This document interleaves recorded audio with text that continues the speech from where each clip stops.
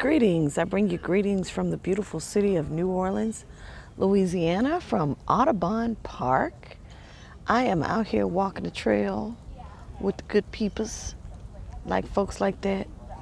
Yeah. So I'm out here with them and all, and I'm trying not to talk too loud because I don't want to be out here like I'm talking to myself. But I have not made a video in ages. When you go out and you make these videos, it takes a lot to make them, number one. And for me in particular, I've come to, as if I didn't already know it, but I know for sure now even more than before, that my concern is always about how I'm presenting myself, how I'm representing the church, which I left back in 2015. But for some reason, the soul tie of it all is a concern about what fellow ministers that I, walked in faith with, what they will say about what they hear me say, whether or not I slip and cuss, or whether or not it's matching the Bible, which I don't even believe in anymore. So the purpose of this video is a 2020 update. And I love the fact that we're in a new year because I'm able to talk about vision. I love this whole 2020 thing, which reminds me of vision altogether, eyesight, which spiritually could be related to the third chakra, which would be found right here in the middle of the forehead, which precedes or it sits in front of the pineal gland. And the pineal gland for the average person or most people is calcified. And when I say calcified, I'm talking about, think about an old faucet, like an old kitchen sink or a water faucet in the bathroom that has all of the green and the blue, the yellow gook around it. That's calcification. That's all of the hard materials. I'm not a scientist, so I can only talk this so much. But that's all of the hard materials and the waste and the impurities that come from the water that flows through the faucet that are trapped around the faucet itself, your source for the water. When we turn a knob, we expect water to flow. We don't scientifically understand it. We don't need to understand it for it to happen. You turn on the faucet and the water flows.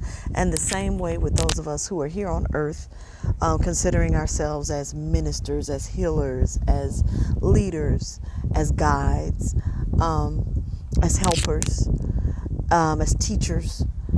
When we turn on our flow of whatever it is we have to give off to people and to the world, it should flow freely, and there shouldn't be a bunch of calcification around the handle of our faucets. And so I guess there goes what today's video would be about. It would be about my experience on my journey when I left the church and being away from the church.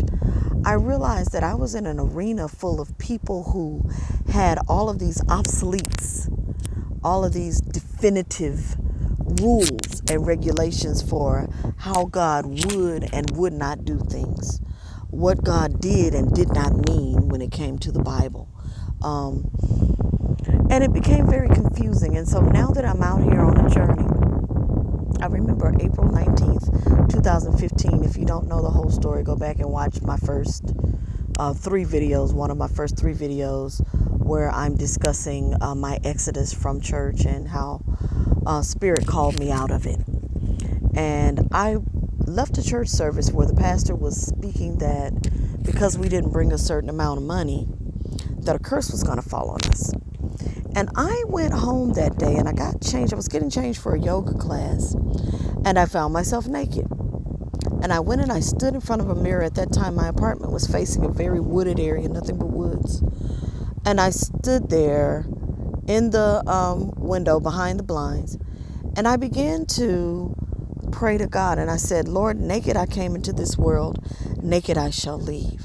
I am denouncing everything that I've become committed to in the church world. And I am asking you to reteach me. Help me to understand what my purpose is, what this whole spirituality thing is all about, the whole nine. And I stand before you, what is that, 16, 17, 18, 19, 4.5 years later, it'll be 5 years, April 19th, 2020. So I stand before you 4.5 years later, and oh God, I feel your presence here. I yet stand by that decision that I made, that prayer that I prayed, the stance that I made to walk away from the institution of the church and all of its doctrines and all of its beliefs, and where I am now. Yes, there's a lot of it that's incorporated into my normal beliefs now. I've been walking this path today for, God, I don't know what time it is, maybe like an hour. Been walking the path, and I made a playlist on my Spotify, and the playlist is called Walk Victory. And on that playlist, it's all of my upbeat choir music, my Hezekiah Walker, my John P. Key, my James Hall, Worship and Praise, and some old Bishop Jakes. And it has all of the good stuff. I still vibe or vibrate to the high voltage that gospel music brings. I still clap and sing and bounce to the name of Jesus. I still will say in the name of Jesus when I pray my prayer if I'm led to do so. What I'm learning is a healthy balance. One of my elders told me once, when I was so concerned about the names and the names of whatever ancestors come through and work with you and things of that nature, he said to me, a name is just a handle. It doesn't matter. All you need is for the work to be done. And so there, he said, if you are acquainted with Jesus, which I am, acquainted with the Christ connection, that's what I grew up on. That's what I was born and raised on. So then you can use that. I feel like I have great leeway to use it. But if I have a client or a customer or somebody who needs help that comes across my path and there's something else that they believe in, if I have permission, if I feel led, I will work with whatever I work with. And these are the kinds of things that I've been learning in my last 4.5 years. And I stand before you now unapologetically. When I first started doing this YouTube page back in April of 2019, I would have been afraid to say everything that I just said now. But my recent associations, most recently, as those of you know, I am a writer. I do write, and I went back to school in my 40s and finished up my writing my film degree in order to write and make film and tell my narratives. I have a laptop full of works in progress, and everything from novels to television to children's books to film to TV. I write a little bit of it all, and even stage plays and even music.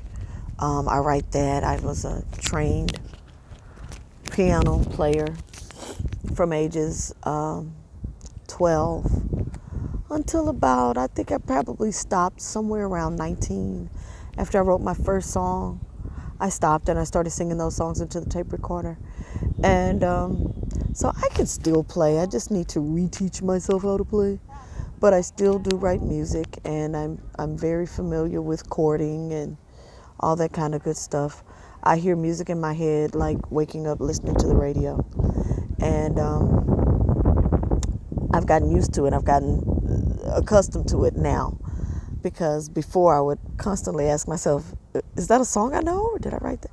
Now I understand that's how spirit communicates to me. It will literally give me a song in a dream, or I will start humming a tune, or it may start with lyrics that I've written. It may start with just about anything. But I am a writer, and that is a beautiful, beautiful gift that I thank God for.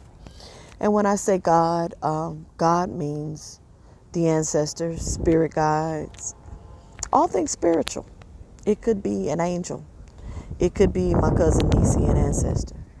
It could be a number of things. But what I stand before you today in this video of 2020, I'm coming with the third eye open, and I'm coming proud of who I am, where I am, as I am. And ridding myself of fear of what people will think and what they will say. So On my journey, I went to school, finished school in May of 2018, and I immediately felt spirit saying move to Los Angeles, California. And I thought to myself, I ain't no fool. You don't just up and move to LA. You have your plan, you have your thing worked out. I need to have some major publishing done. I need to have some things set in order, a name for myself, or at least a YouTube presence, or a social media presence where you could Google my name and see some of my works. And so, in an effort to move to LA, I decided I'm going to go to my hometown, Shreveport, Louisiana. At the time that I left Shreveport back in 2009, the film industry was booming. Hurricane Katrina had occurred. So the film industry had moved up to Shreveport. I was working in the casinos back then. I'd worked both as a dealer in the casinos as well as a massage therapist, licensed massage therapist. And so I felt very confident that I could reinstate my Louisiana license, go back to Shreveport and put up a show and start pulling together a cast that could do a 3 to 5 minute trailer for this television drama that I'd written about the Black church called Peaceful Tree. So Peaceful Tree is well on its way, and I really feel good about it. I really feel strong and good that it will get picked up. But in the meantime, you need to have it packaged properly. I've done some wonderful celebrity clientele. I've met some producers and people of that nature, but you only get one shot, and that's one thing I've learned over the years. I had the chance to run into a vocal coach who does vocal coaching for several A-listers in like neo-soul music, and I knew her from the church scene back in Detroit. And she didn't know me, of course, but she came to the spa once when I was working in Atlanta, and I was so geeked that she was there. And then I found out that she was working behind the scenes with the music for Greenleaf. And I'd also had the opportunity to work on, I think it was like the director and the director's wife, or the producer and his wife, somebody. But several people from Greenleaf came through the building, and I did massage on them. But timing is always everything when you have scripts and you have ideas. And I ran up to this vocal coach person and who was working behind the scenes on Greenleaf with the music, and I go, I write music, da da da da da da da. And I was like, just spewing off my stuff. And she said to me, well, do you have an MP3 track that you can send me? And I was like, well, actually, what happened was, cause see, what happened? So no, I didn't have a good MP3 track that I could send her. I have lots of songs registered at the Library of Congress. I have them in some of them are in a package, some of them are separate. But they're not ready. I have the lyrics registered, but the actual vocal representation of the tracks, no, I don't have them. I don't have dummy tracks. I attempted to do them back when I lived in Tulsa, back in the 90s, when I wrote some of the things that I wrote.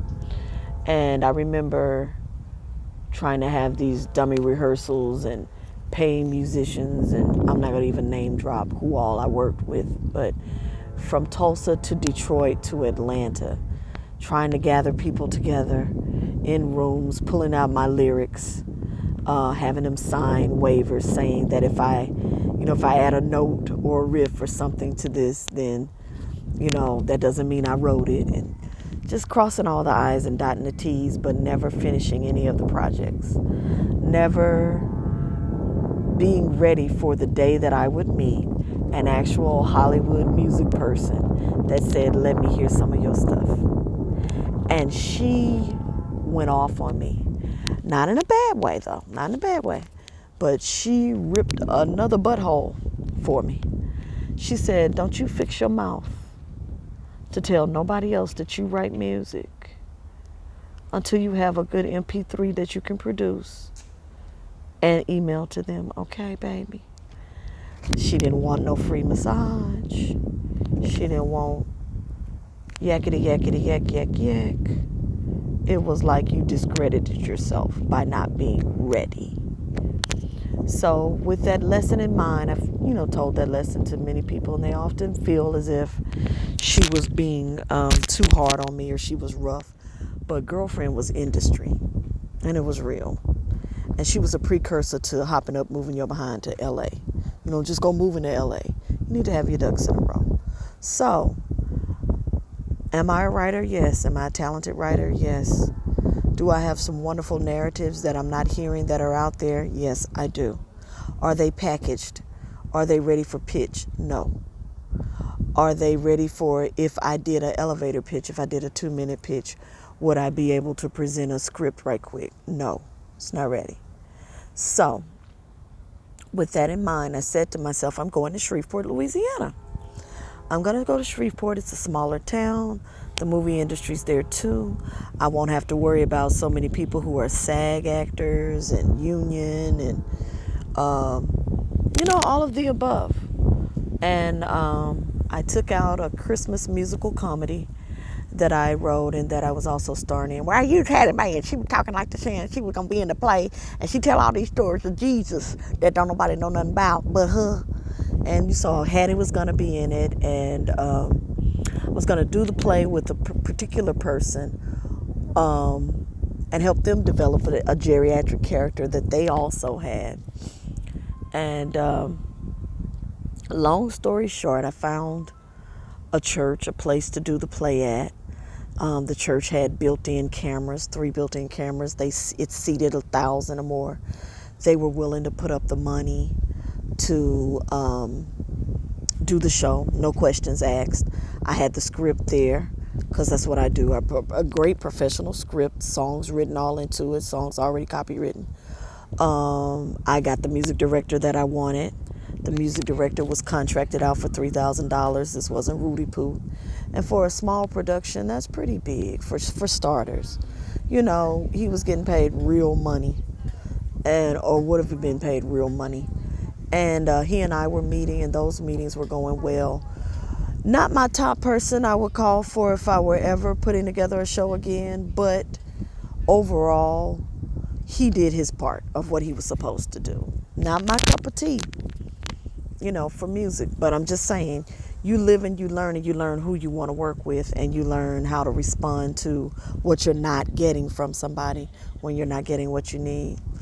Long story short, the director of the drama department at that particular place had a problem with me being there. And it was a nice, nasty, I'm a smiling in your face and hide my hands behind my back type of situation. From the first time I heard this person's name, I knew in the spirit something wasn't right and she wasn't pleased. Long story short, I went through a total situation where I was being told that the people didn't want to do an audition for the play. And here's my thing. If I'm trying to get started, I'm getting established, I don't want to put a play out with just anybody in it. You're not going to get to sing a song that I wrote and mess it up. It needs to be sang a certain way.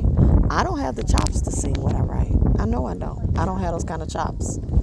But I can write it and I can oversee somebody with the right chops, learning it and doing it. So there was a certain way that I needed things to come out.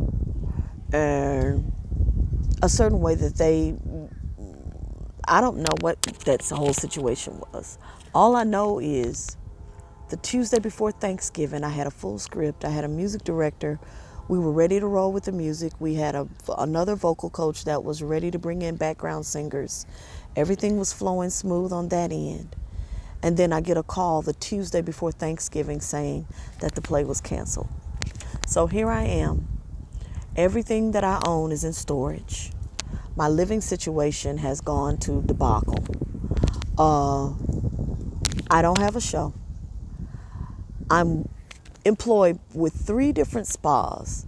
No business at all. And in the spa world, you pretty much make all your money Friday, Saturday, Sunday, maybe Thursday.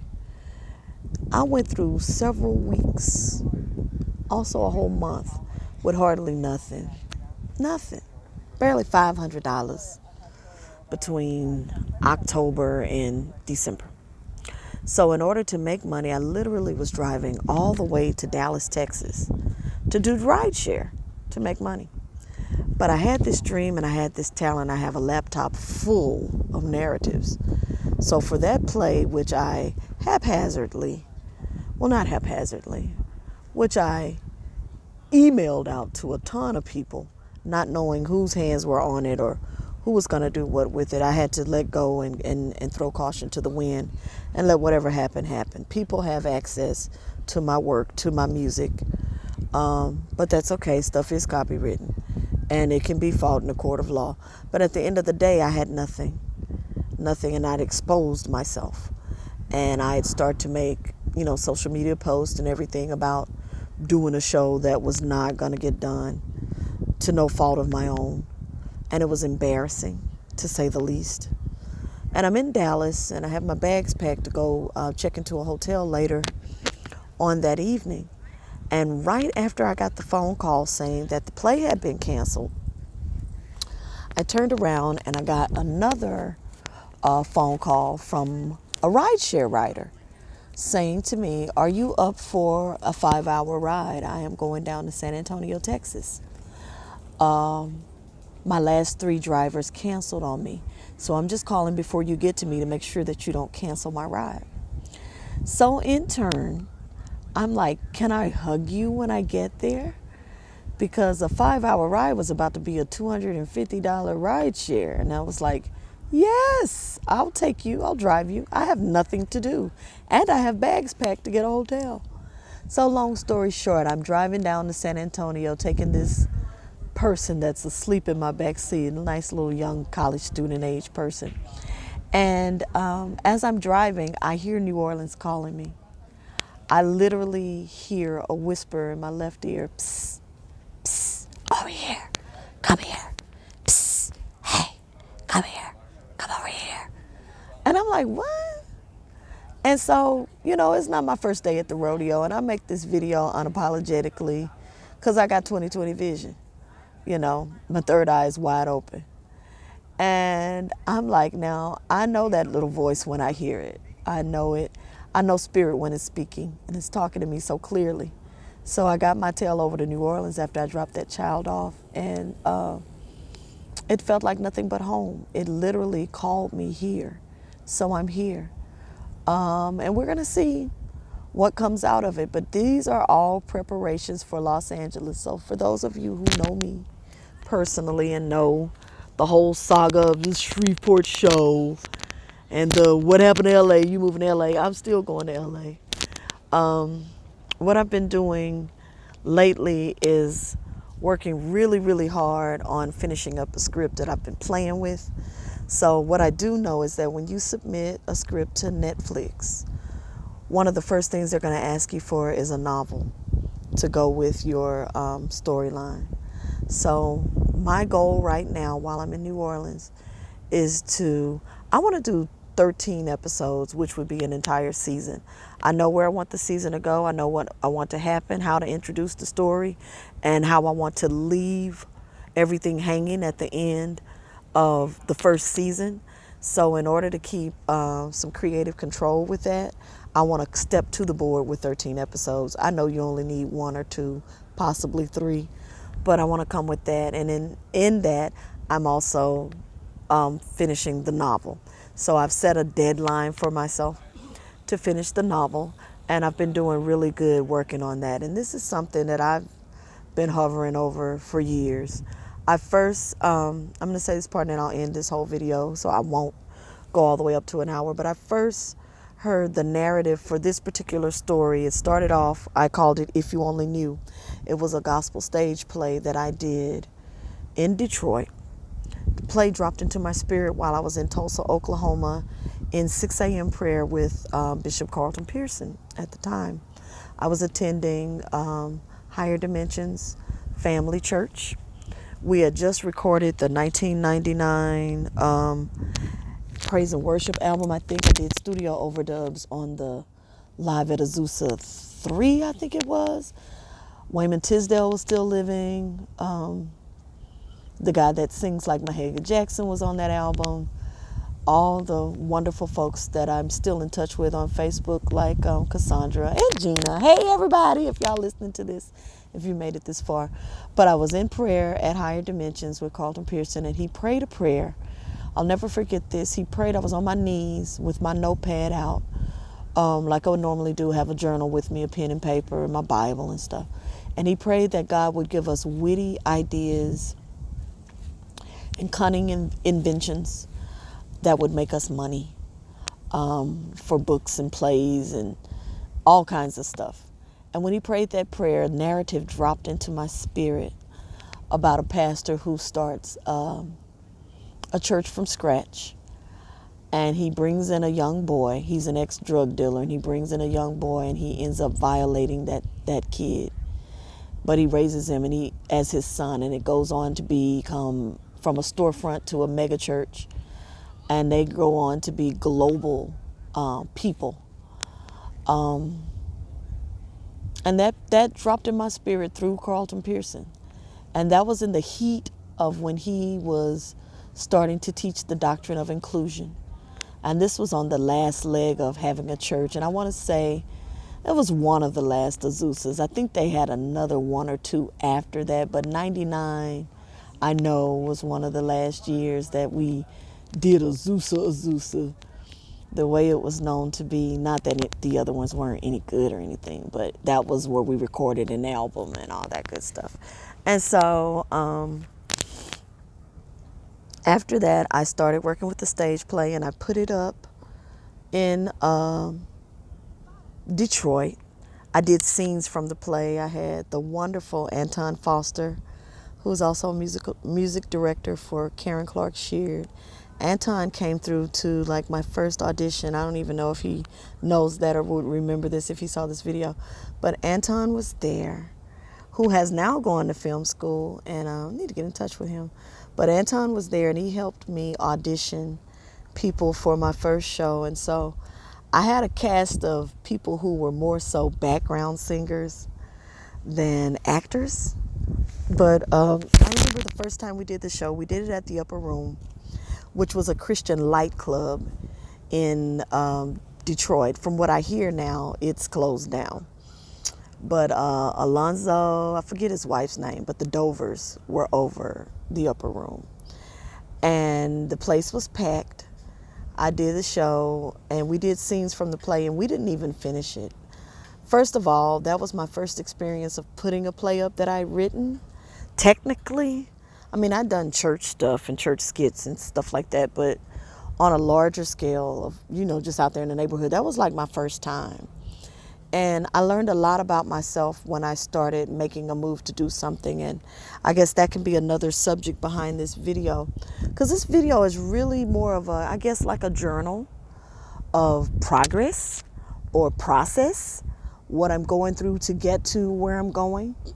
I have a vision. I have the talent, God-given talent that God has given me. Then you have to figure out how to bring everything to fruition. You can have an idea for a book, but you have to figure out how to finish the book.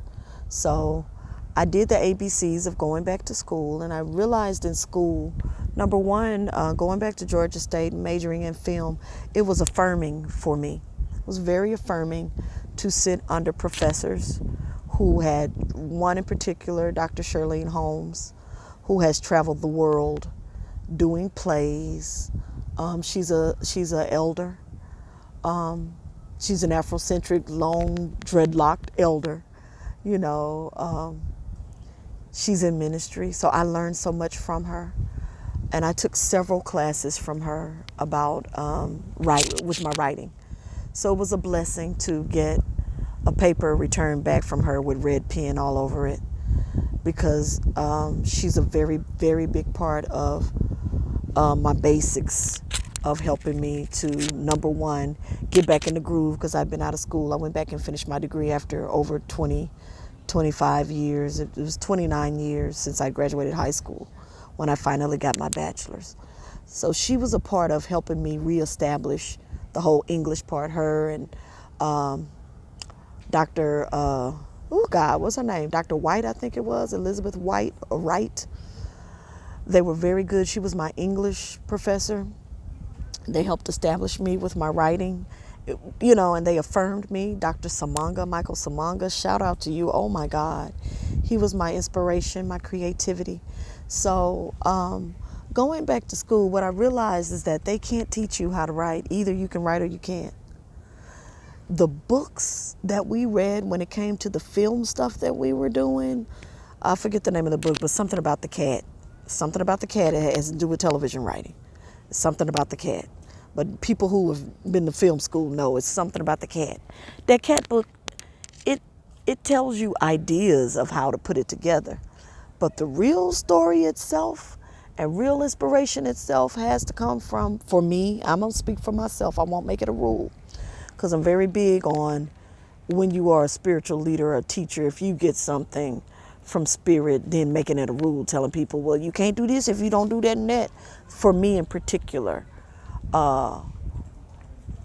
that stuff isn't what helped. It helped me a lot as far as organizing it and being more sure as far as being prepared with what is going on in the industry, what software to use and all of that, even though I'm still more comfortable writing in Word, just keeping a steady format with my writing, because at the end of the day, if you write it in Word, it can still be transferred over into any of the scripting software that's out there. Not to be against scripting software, but a Word document can be imported into any kind of software package that pulls over scripts. But the stuff that I learned was, number one, you definitely have a gift, you have a talent. And what I learned from real professionals was it wouldn't be crazy for you in particular to go to Hollywood. Go, bye, we'll see you later. And so that was what I got out of Georgia State, all them thousands of dollars that I ran up my student loan bill from, which was already at $60,000. But I got that much and a piece of paper, and according to the producers that have come across my table, it also shows that I'm disciplined enough to go to school, and that looks good. So they all told me when I was in school and they would come across my table, they said, whatever you do, don't drop out of school, because it's going to look really good on your resume that you took the discipline and the time to go somewhere and study your craft. So for those of you out there, and I've met you, I know some of my clients in particular, different relatives, different people who have mentioned that you want to write to, or that you write to, or that you have ideas. Here's the thing. If you are a writer, stating that you are a writer is step one. Believing and declaring and walking into the fact that you are a writer is number one. The next step you need to do is open up a Microsoft Word document and start writing. That's all. Microsoft Word is universal. Don't be on no WordPad. Don't be writing it on no. And I met a published writer who was still writing her stuff on a spiral notepad, giving it to somebody else to type up. Do you? Like I said, I'm not going to make it a rule. But for those of you who know how to use a computer, you're going to need to know how to use a computer. And if you don't know how to use Microsoft Word, just start using it. It'll come to you. You'll figure it out through trial and error. Start using Microsoft Word. And there's also a help button that you can push at the top of Microsoft Word. And if you go to help, there are tutorials that will take you through Microsoft Word, and it will have you to actually work some stuff out. Not having is not an excuse. Like the girl told me, going back to the MP3, not having is no excuse. You got to invest your time and your money into your craft. So don't let not having be an excuse. If you have to go buy your computer from Aaron's Renter Center, do what you got to do to get what you got to get. So I am on my journey. I am out walking out here in the beautiful Audubon Park in Detroit. Not Detroit. Why am I saying Detroit? I am in New Orleans, Louisiana. I am down here on the most beautiful of trees. Isn't that cute? That's nice, isn't that? That's the tree limb. That is the tree. Isn't that a beautiful tree? Oh, Christmas tree. Oh, Christmas tree. Okay. Anyway, I loves a good tree. But I'm out here working out, and when I leave, I'm going to go set up and spend the rest of the day writing. Right. I've set a deadline. I won't say when that deadline is, but it's a very quick deadline to be finished with the novel. And after I finish the novel, then I will go into finishing up those 13 episodes. And we will continue to breathe, to pray, to move forward, and to speak over our lives and over our futures what is to come. And the plan is to get down here in New Orleans and start making connections with people through local theater, maybe some local extra gigs, whatever. But in the meantime, I am a writer more than an actor. I can act, but that's not what I'm trying to do. I have a ton of narratives that I think the world needs to hear. And I know the world needs to hear them because there are times when I'm writing this stuff, the way the stuff comes to me, it comes to me if I'm in meditation or as I'm writing, I'll write a scene and literally will sit there and weep over it, like crying.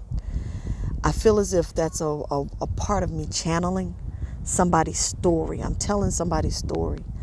And I don't believe it's just to be sitting up on my laptop. So it takes a very bold person to do what I'm doing.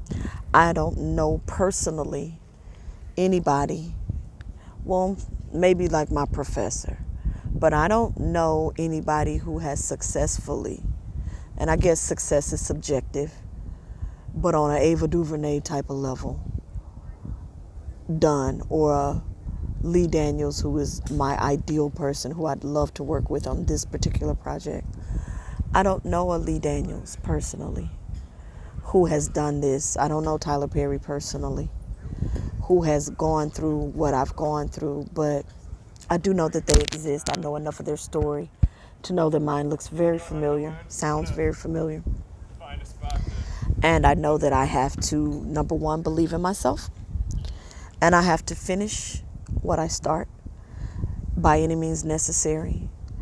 And money and finances cannot be an excuse for not having your MP3 ready. So I have to pull together singers, I have to pull together actors, I have to find a camera crew or get a camera and do it myself. Somehow or another, I'm going to continue to seek spirit and continue to go in the direction that I'm going in.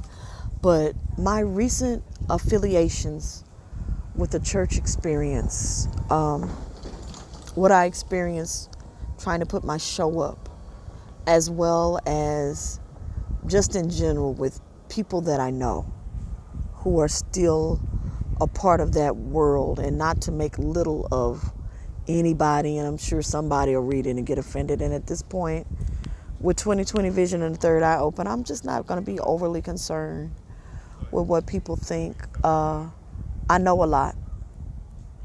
I hear a lot. I see a lot. And there is something going on, hear me, there's something going on in the institution of the church that is being exposed.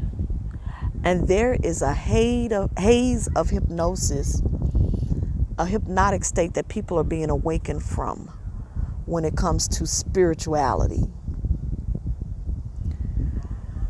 There is a system there that is not pure, and it's not all right, and it's not all perfect. Either it started off good and it's worn its course, or it started off as one thing and it got tainted, and so now God has shifted. I don't know all the answers. I don't have all the answers. But what I do stand strong in saying is that there is a place in spirituality where we all can be. There is a realm that the Spirit deals with us, and I believe we come to earth, we choose to come here. We choose to come here. We come here with a goal or an intention or a lesson we're supposed to be learning or getting through. And there are many tools that one can have in their toolbox to get them through when it comes to spirituality. For me, mine is the church world. I know the church world. I'm acquainted with the church world. I've prayed and fasted into the church world. I know how to work that sword. I do. I'm still very connected. I still speak in tongues. I can still lay hands and all that good stuff. That's my area. I know church. I know the flow and the ebb of that. But there's more to spirituality than just church.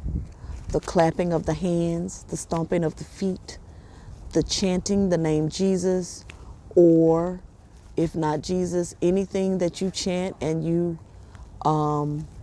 delineate, anything that you speak out and speak over, any words that you speak can and do have power.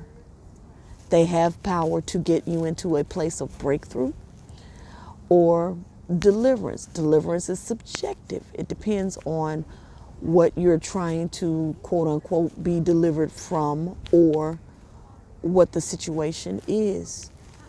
Sexuality is something that I believe most people are born on a binary basis. The average person, I just believe that we're taught through society that that's sin and that's wrong. That's number one.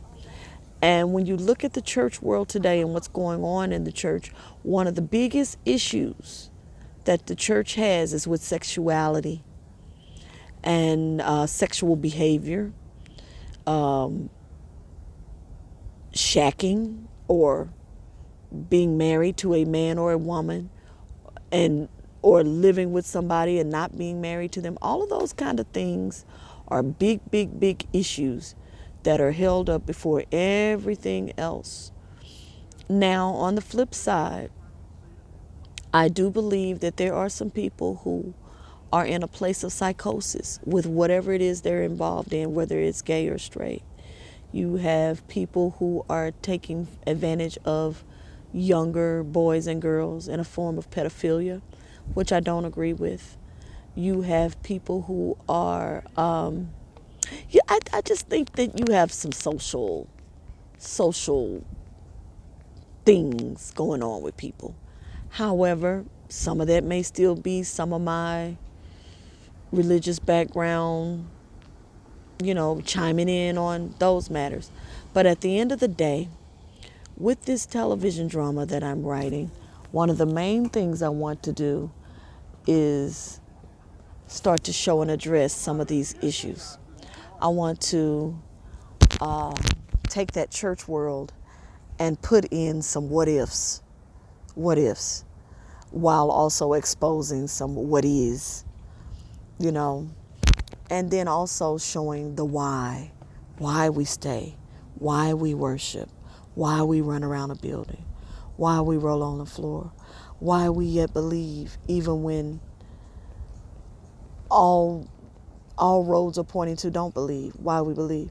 So it's a gumbo of things.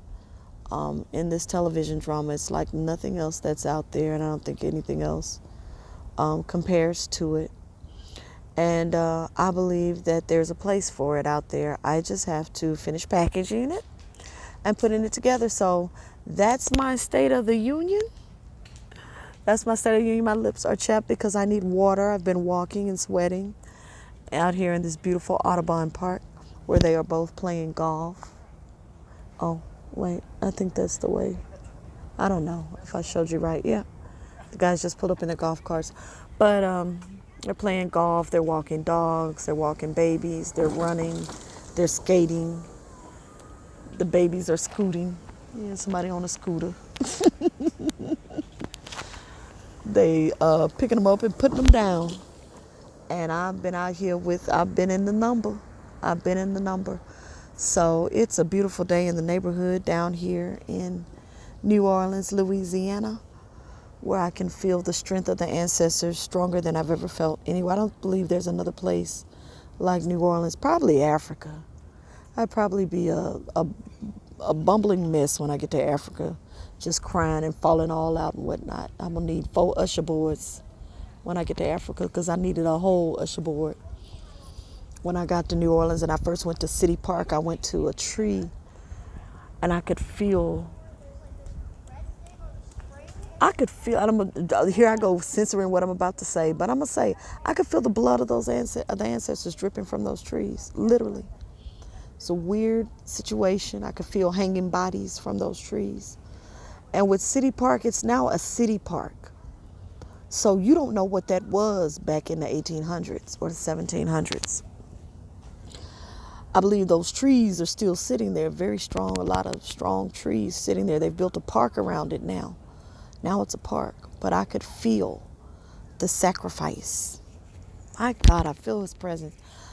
I could feel the sacrifice of those who had gone on before me and laid the way for me, that I could walk in that park and not be concerned about the color of my skin.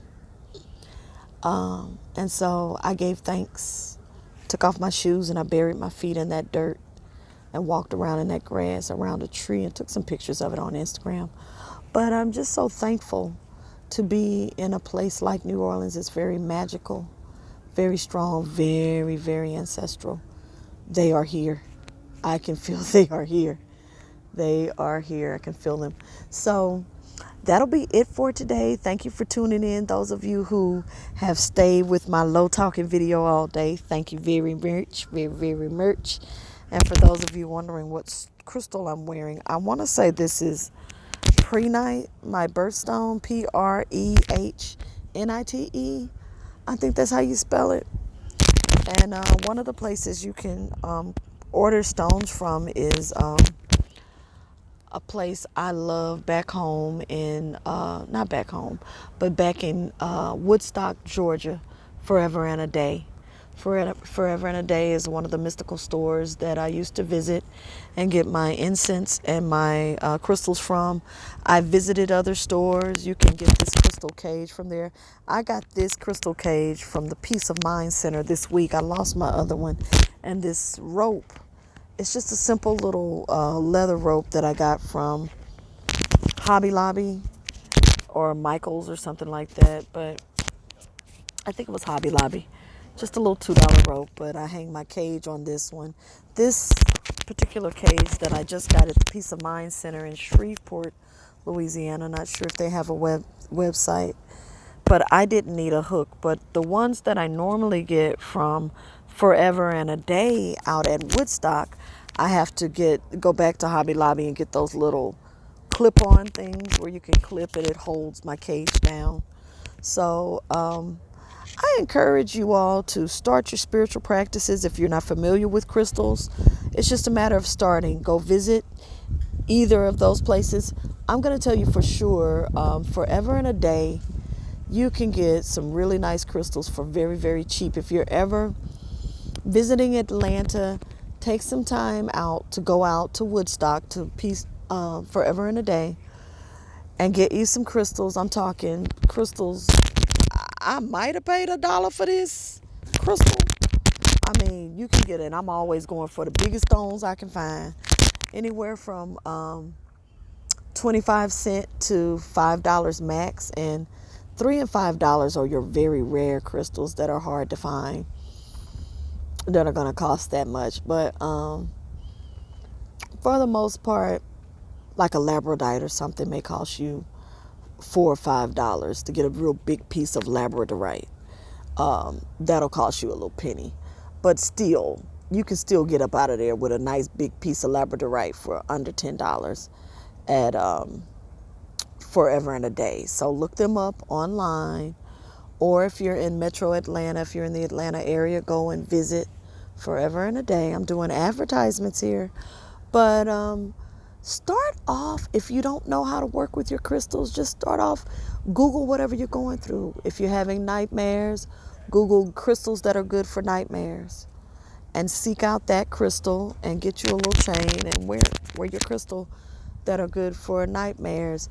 Does the crystal itself stop the nightmare? No. The idea of it all is that the crystal vibrates.